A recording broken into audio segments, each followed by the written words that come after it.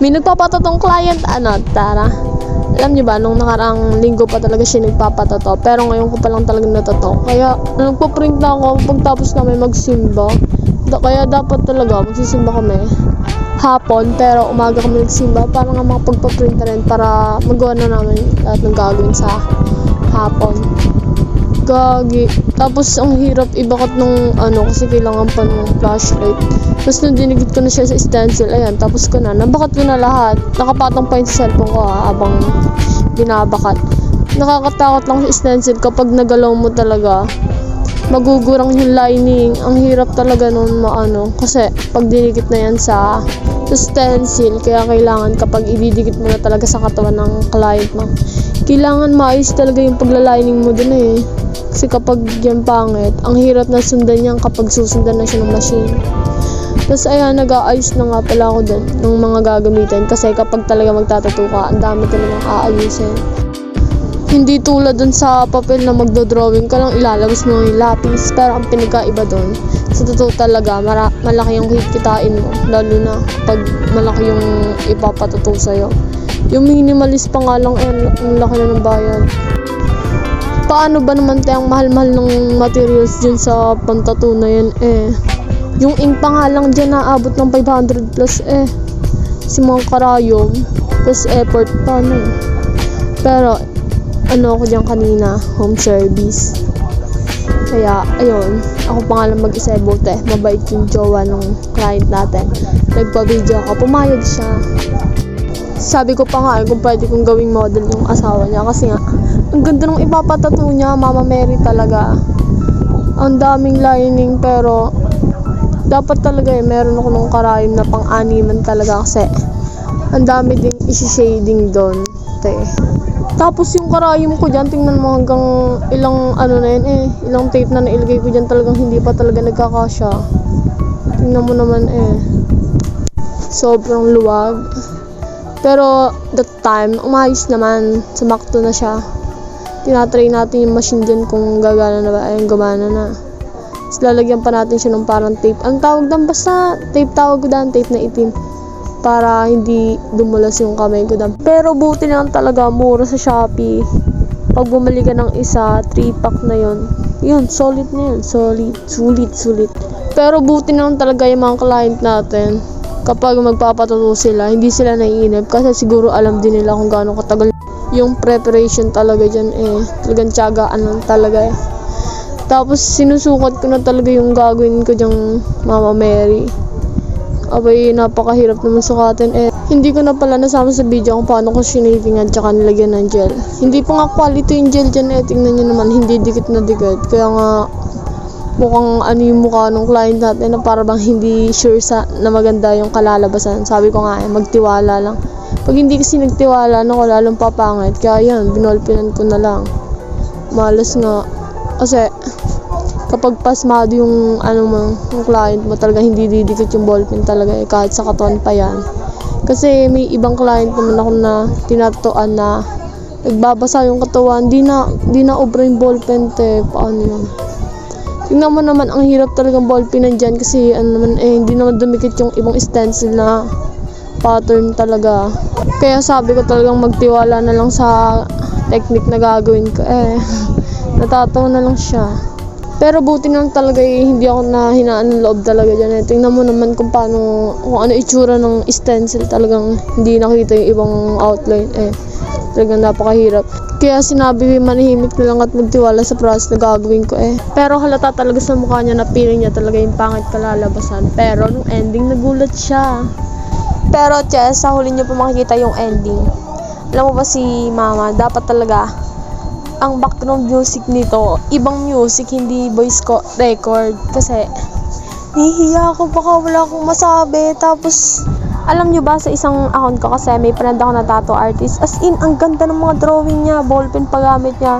Tapos nagma-idea ako isang beses ng tattoo ko doon, sabi ang astig pala nito Tapos tinatanong niya ako kung magkano daw binili ko sa materials ko sa pagtatato. Sabi ko, hindi ko alam, bigay lang ng ninong ko yun kasi yung ninong ko dati noon, pinapalinggan ko, sabi ko, Ninong, gusto kong magtato, tingnan mo ang ganda ng drawing ko, Mama Mary. Tapos sabi niya, pag binilhan kita, baka hindi mo gamitin. Dapat ako yung una mong tatatuan ha, sabi niya.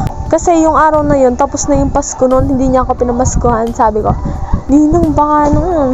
Basta kasi si Ninong yung loyal Ninong ko na taon-taon may pamasko ako kahit kitanda ko na. O siya, balik na tayo dito. Nakita niyo naman, nagsishading na ako dyan. Ang hirap pa nga kasi yung ink talaga yung naglalaway talaga eh. Kaya kada punas ko yung nabubura yung mga ballpen. Kaya sobrang ingat ko talaga sa pagdikit ko ng tissue doon. Talagang nabubura talaga siya. Kita niyo naman eh. Buti naman talaga hindi ako nagpapanik dyan na baka pangit yung kalalabasan. Kasi nga tingnan mo naman eh. Hindi ko na alam gagawin ko dyan kasi ang dumi-dumi na talaga, tsaka nagkakalat na yung ink dyan. Kada punos ko ng tissue. Tapos dito naman, lumipat na kami ng pwesto kasi nga sobrang dilim dun sa loob ng bahay kasi masalong hindi ko siya makikita. Lalo na nagkakalat yung ink na ginagamit ko talaga. Tapos kita nyo dyan yung reference ng Mama Mary nasa baba kasi nga ginagaya ko. Kasi nga ang hirap talaga gawin kasi nga yung ink nagkakalat talaga kada punos ko. Hindi ko na nga alam gagawin ko dyan eh. Tapos yung client pa natin, nagpapatugtog ng budots. Nakakaloka. Parang iyo ko na tuloy-ituloy eh. Joke lang. Tapos mga 2 oras na ata kaming nasa tattoo session niya. Kaya ang ginawa niya, nagyosi ata siya nan. Oo nga, nagyosi siya nan. Tapos bumalik siya. Mga ilang minuto. Abay, namamagana yung braso eh. Kaya nung kami bumabalik na ulit dun sa pagtutusok ng kain sa braso niya, talaga nasasaktan siya.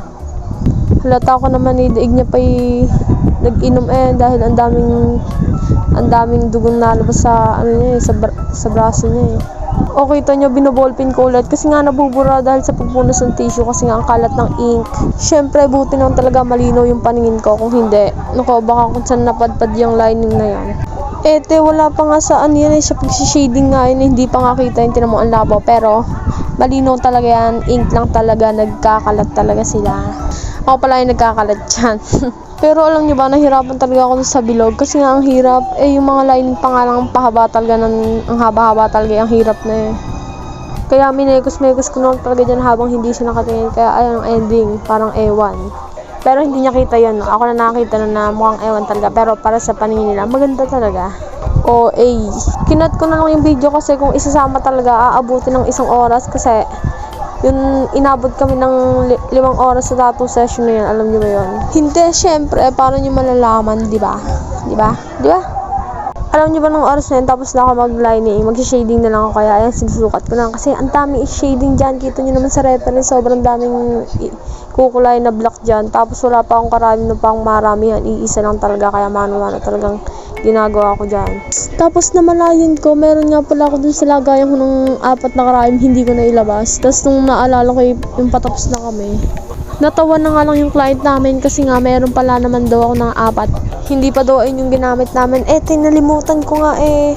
Alam niyo ba nung pagtapos namin magtato, talagang nakakagutom talaga. Ewan ko ba kapag magtatato ka talaga, pagtapos talaga yung makakagutom talaga kahit ang dami mo namang kinain nung bago ka magtato. Kasi bawal ka magtato kapag gutom ka kasi pwedeng mangatal yung kamay mo, tapos magkaano-ano yung lining dyan, di ba? Papangit pa. Noong mga oras na yun, talaga yung nasuko na talaga may parehas kasi siya. Sobrang sakit ng braso niya kasi may pamamagana, tapos ako naman ngalino yung likod ko, hindi ko na malaman kung ano ba nangyayari sa likod ko. Paano ba naman 5 oras kami nasa tattoo session na yan. Excited na nga yung client natin yan na matapos talaga, para bang gusto ko na talagang itigil kasi gusto niya kasi nga ang sakit na ng braso niya, namamagana. Sinasabi ko na talaga na malapit na, pero ang tagal pa talaga kasi kung sa anuhin yan, kung babas na yan, ang pangit talaga. Kaya napasabi na ako na tiis ganda na lang talaga siya. Kung gusto niya maging cool sa trabaho niya, di ba? Ang ganda kaya ng tato. Kung ititigil niya yan, di sayang ang tato, di ba? Pati bawal nang ituloy sa kinabukasan niya kasi pagampagana yan. Paano mo yung crime dyan, sobrang sakit. Kaya ayun, nagtiis siya. Alam niyo ba, first time kong magtato ng 5 oras kasi nung unang may tinatuan ako na Mama Mary din. Pero iba itsura, mas maganda yan. Pero mas maraming lining talaga yan, kaya maganda yan. Umabot lang ng 4 hours yun talaga, ayan 5, inabot ng 5 yan. Kaya nung pagtapos, na parang nakaramdam ako ng ginhawa sa buhay. Tapos yung part na yan, ay yung pinapahidan ko na talaga ng soap, para nga makita yung linis niya, tsaka ganda. Abay, nakangiti naman si client habang pinupunasan ko yung braso niya Nakikita niyo yung ganda niyang pagtsatsaga at paghihintay. Abay te, gusto pa nga ng full sleeve, tapos ayun lang eh, hindi makaya-kaya. Joke lang. Hindi, totoo. Close ko naman yan. Pero alam niyo ba, kaya ipapost ko to kasi gusto ko, may susunod ulit na client, gusto ko na magkapera, malapit na birthday ko, gusto ko mag-ipon ng pera. Diba yan? Ang bilis kaya ng pasukan, ang bilis kaya ng taon. Wala talagang mahanap na part-time job dito sa, ang hirap maghanap, tinatamad talaga ako. Paano ka makakahanap kung tinatamad ka, diba? Ayun yung mga ako, ayan.